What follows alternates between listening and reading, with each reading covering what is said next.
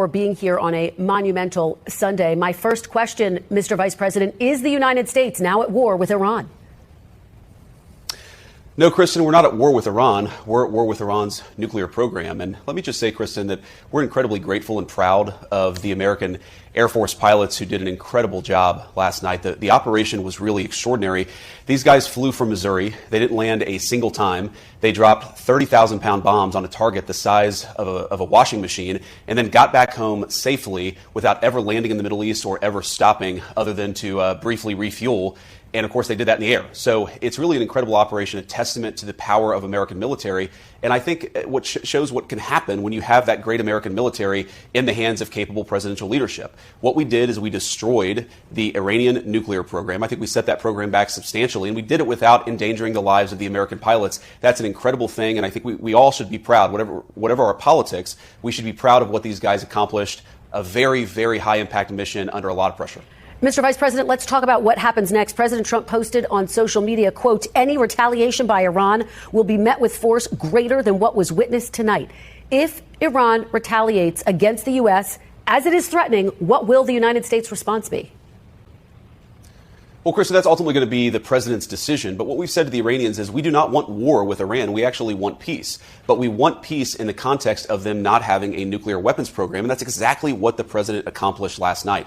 I really think there are two big questions for the Iranians here. Are they going to attack American troops, or are they going to continue with their nuclear weapons program? And if they leave American troops out of it and they decide to give up their nuclear weapons program once and for all, then I think the president has been very clear. We can have a good relationship with the Iranians. We can have a peaceful situation in that region of the world. We have to step back a little bit, Kristen, and remind ourselves that we negotiated aggressively with the Iranians to try to find a peaceful settlement to this conflict. It was only when the president decided that the Iranians were not negotiating in good faith that he took this action. Yeah. He didn't take it lightly, but I actually think it provides an opportunity to reset this relationship, reset these negotiations, and get us in a place where Iran can decide not to be a threat to its neighbors, not to be a threat to the United States. And if they're willing to do that, the United States is all ears. Well, let's talk about the possibility of negotiations. I mean, the Iranian foreign minister responded to the strikes this morning saying Israel and the U.S. have, quote, blown up diplomacy. Mr. Vice President, is there any real hope for diplomacy, or is diplomacy dead at this point?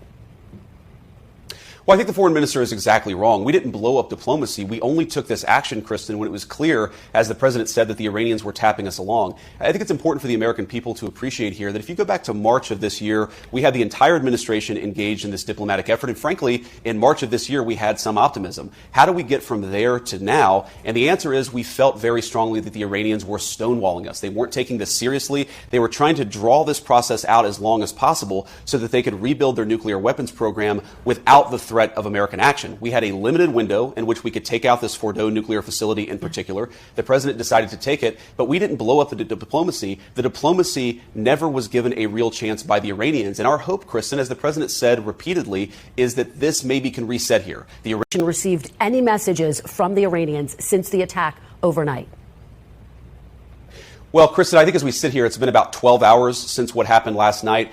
We have received some indirect messages from the Iranians, and it's possible, of course, that some of my colleagues in the administration received something early this morning, and I haven't heard about it. But look, our expectation is we're going to learn a lot about what the Iranians want to do, how they want to proceed over the next 24 hours. Again, I just can't be clear enough here. The president has said he wants now to engage in a diplomatic process, but if the Iranians are not going to play ball here, they didn't leave us many options as it pertains to last night, and they won't leave us many options in the future. If Iran disrupts shipping in the Strait of Hormuz, which of course handles about a quarter of the world's oil trade, would that be a red line for the United States, Mr. Vice President? Well, Kristen, I think our biggest red line is the Iranian nuclear weapons program. That is really what the president has said we need to get rid of. But what about the Strait of Hormuz? Steps towards doing that last night.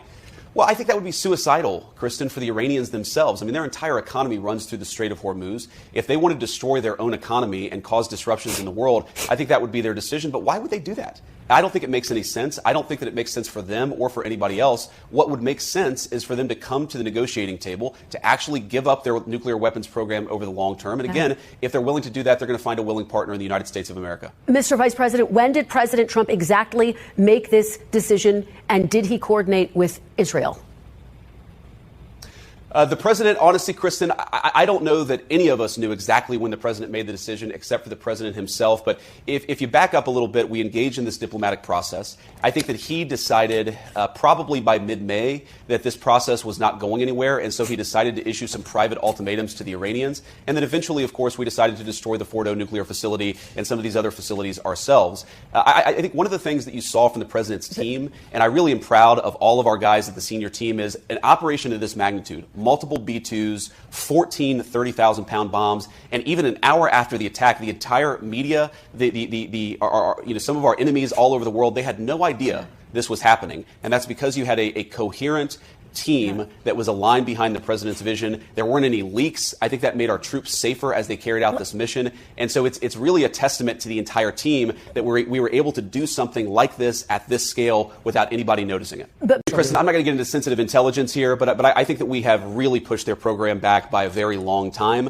I think that it's going to be many, many years before the Iranians are able to develop a nuclear weapon. But again, our goal is that they're never able to develop a nuclear weapons program. And that is a conversation that we're going to have with the Iranians and also with our allies in the region. So Iran has said that it would retaliate if the U.S. got involved. There are some 40,000 American troops in the Middle East. The Pentagon is on high alert.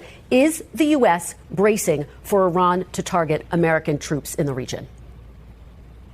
We're, of course, Kristen, doing everything that we can to keep our people safe. I think that we're prepared in the event that the Iranians do retaliate. But my message to the Iranians is it would be the stupidest thing in the world if they did. If you look at what happened last night, we had an incredibly targeted, precise, surgical strike on the nuclear facilities that are the target of the American operation. Our national interest is for Iran to not get a nuclear weapon. Our strikes last night facilitated that national objective. If the Iranians want to enlarge this by attacking American troops, I think that would be a catastrophic mistake. And as the president said last night, the Iranians would be met with then overwhelming force beyond that. So this is a very delicate moment, Kristen. I don't want to pretend that it's not. But I think the Iranians, if they're smart, they're going to have to look in the mirror and say, hey, maybe we're not so good at this war thing. Let's give peace a chance. Let's drop our nuclear weapons program and start to make some smarter decisions. We're, of course, hoping that's exactly what the Iranians do. And I have a nuclear program, and then we want to talk to the Iranians about a long-term settlement here.